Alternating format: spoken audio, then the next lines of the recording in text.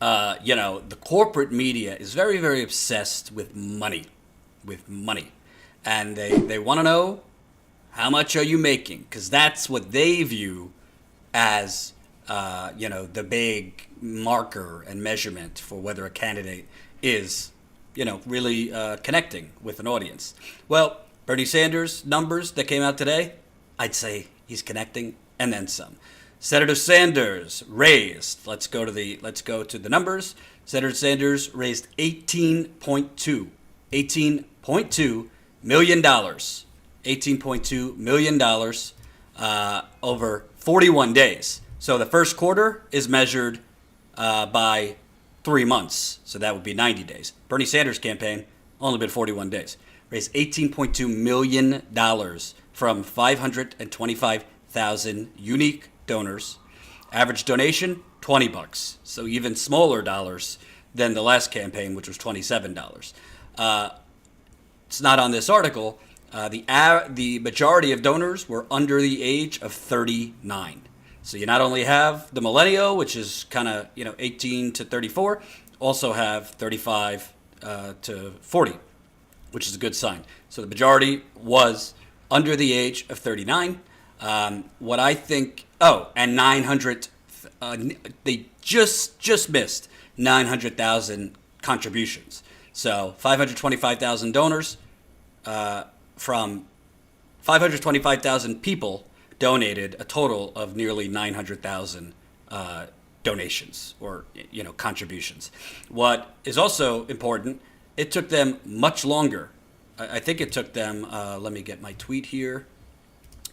It took them 41 days to reach 900,000 donations, whereas this time, in 2016, it took them 146 days to reach 900,000 donations. It took them 41 days to reach 900,000 donations this time.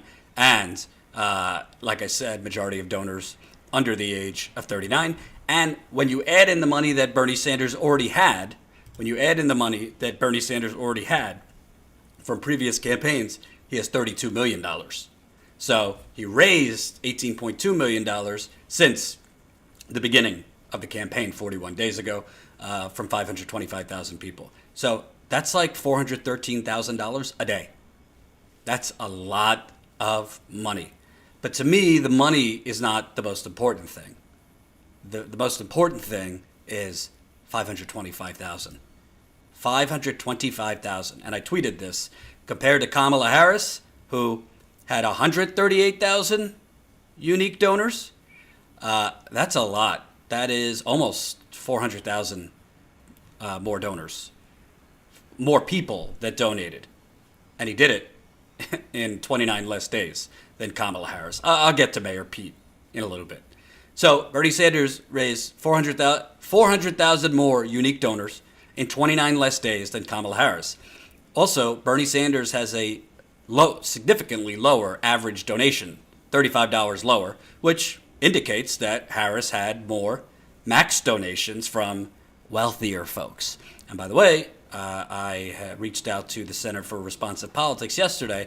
We should get information on actual donors, who's donating to Senator Harris and Beto O'Rourke and Amy Klobuchar and Cory Booker and Kirsten Gillibrand and fill in the blank.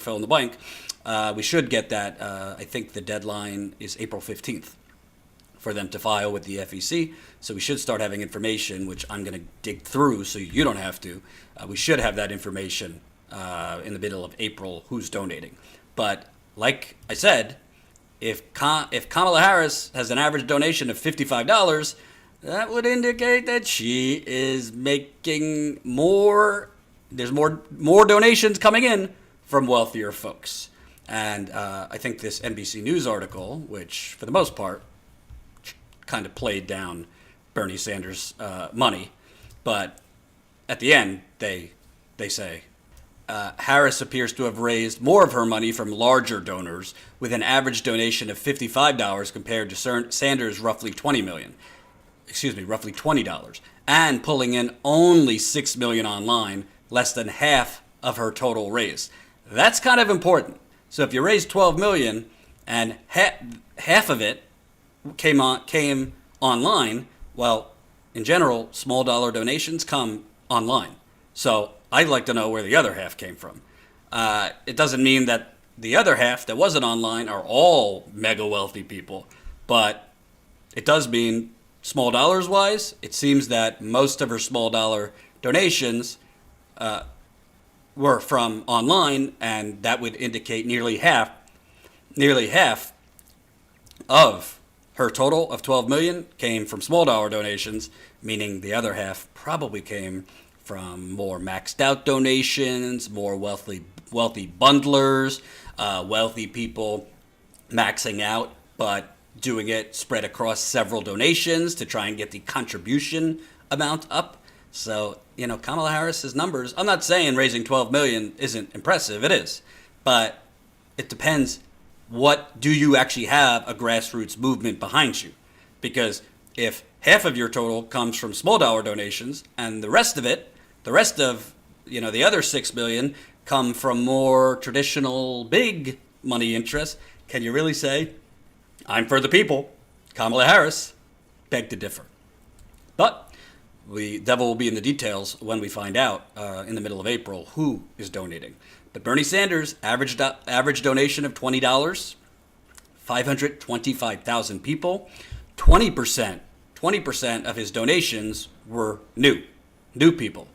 And the majority of his donors, I think 88% of his donors were under $100, which means that they could keep on donating and keep on donating and keep on donating, because the max amount is $2,800. The other thing that really struck me, not trying to pick on Kamala Harris, but got to keep it real, she got 20,000 less individual donors than Mayor Pete Buttigieg. I think I'm pronouncing it right. A small town mayor from South Bend, Indiana. And he had less 2 days. Two less days. And frankly, that 70 days of Kamala Harris versus 68 days of Pete Buttigieg is a little deceptive anyway, because it's not like Pete Buttigieg's announcement speech or anything was like, it's not like he was getting media coverage in the beginning. So he really, even though he's been technically in the campaign and running just as long as her, by 2-day difference, he hasn't gotten media coverage until basically the last few weeks. Kamala Harris, the day after her announcement, CNN fluffed her pillow for an hour. Had a town hall with her. So, the fact that a United States senator with, a lot of branding for the people, and a lot of the usual suspects, Hillary Clinton's people, if you look at her fundraisers, a lot of the people giving money are the same people that gave money and went to fundraisers for Hillary Clinton. So, a U.S. senator who's got, CNN has covered her extensively, so has MSNBC. By the numbers, she has a less grassroots movement than Mayor Pete, who is also had a lower average donation of $36.35. I haven't covered Mayor Pete extensively because, frankly, I don't really care. And if you care, let me know in the super chat, and I'll do a segment on him. But, he's not for a Green New Deal. He just came out basically saying, I have a comprehensive climate plan, but he's not for a Green New Deal. And which is telling. I've covered a lot of things in Indiana. He's from Indiana. Indiana is one of the most regulatory lax states in the country. The worst as far as lazy and lax regulation. There's pollution run amok in Indiana. Obviously, there's the East Chicago water crisis, lead crisis, but the water was affected too, which I covered at the Young Turks. So he's not for a Green New Deal. He says he's for Medicare for all, but doesn't want to get rid of private insurance. He's kind of one of these, let's check the box, I'm for Medicare for all. But he's not for a radical change of the system because he's not for getting rid of private health insurance.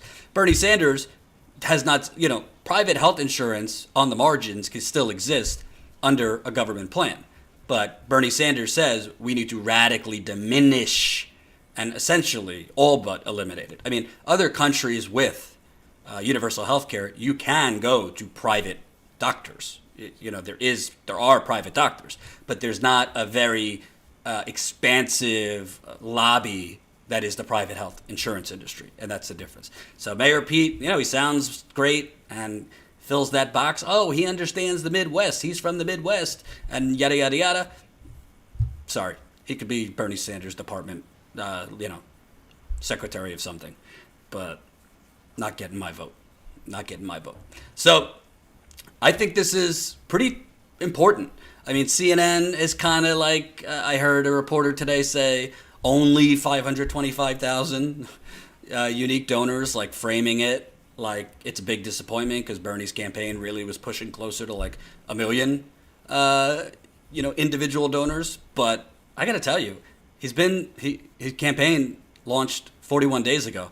To have over 500,000 people donate to your campaign, $18.2 million, not taking a dime of corporate money, not doing any fundraisers with big dollar donors in Hollywood or Wall Street or anything. I mean, you know what you're getting with Bernie. That's a damn impressive thing. That is a very, very impressive thing. And I think the other thing, and Beto O'Rourke, for example, he's been in the race a lot less long than Bernie Sanders. I think he's only been in it for 17 days compared to Bernie Sanders' 41 days. But we kind of got the same creative math from Beto O'Rourke. When he released his first 24 hours, he was reporting it in contributions, not individual donors. So like Kamala Harris, I mean, it's right there. 138,000 donors compared to 525,000 donors. Bernie Sanders is a grassroots army. 138,000 donors, it's not nothing, but it's not a grassroots army. It's just not. I mean, that's a big, big difference. And again, you're talking 18.2 million, large majority from small dollar, $20 donations. Kamala Harris, definitely a mix of wealthy donors, bundlers, and all that. I think we're going to see the same thing with Beto O'Rourke. When his numbers come out, I'm sure he'll release them standing on a bar, so we could all look forward to that. So, what does this mean?